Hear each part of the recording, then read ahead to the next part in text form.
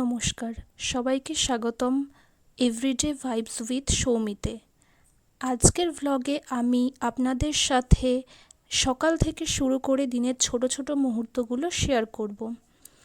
তাই ভিডিওটি শেষ পর্যন্ত দেখুন, আর ভালো লাগলে লাইক, কমেন্ট এবং সাবস্ক্রাইব করে পাশে থাকবেন। চলুন শুরু করি।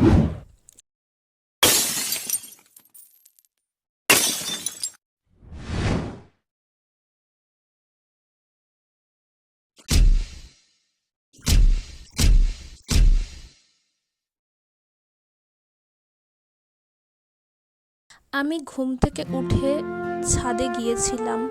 সকালে বেশ ঠান্ডা হাওয়া দেয়, আর ওই দিকে পুকুর আছে, তাই সকালটা ছাদে ঘুরতে বেশ ভালো লাগে।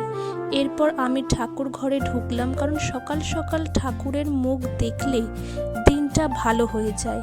এবং প্রণাম করে নিচে এসে দেখি মায়ের ভোগ রান্নার জন্য প্রস্তুতি নিচ্ছে। এই দিকে মা খিচুড়ি রান্না করার জন্য ডাল নাড়াচাড়া করছে। ব্রেকফাস্ট হতে হতে দেখি মায়ের ভোগের রান্না কমপ্লিট। খিচুড়ি, আলুর দম, পায়েস করেছে। এইদিকে আমার মুখে ব্রণ হয়েছে, আর আমার খুব সেন্সিটিভ স্কিন। তার মধ্যে আমার কপাল, নাক, থুতনি, এই টি জোনটায় খুব অয়েলি হয়ে যায়, তাই একটু স্কিন কেয়ার করে নিলাম।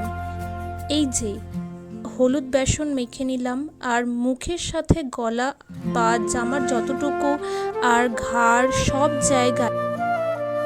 তারপর একেবারে স্নান করে চলে এলাম। আর আমি যেটা মেখেছি সেটা আমার খুব শ্যুট করে বলে ট্যানও দূর হয়, এবং তার সাথে যে অয়েলি ব্যাপারটা থাকে সেটাও ঠিক হয়ে যায়। এরপর আমাদের দুপুরের খাওয়ার জন্য মা ফ্রাইড রাইস, চিলি চিকেন রান্না করেছিল। আমি খেয়ে নিয়ে ঘুমিয়ে পড়েছিলাম। ওইদিকে মা সেলাই করছে, আর আমি অ্যাসাইনমেন্ট লিখছি।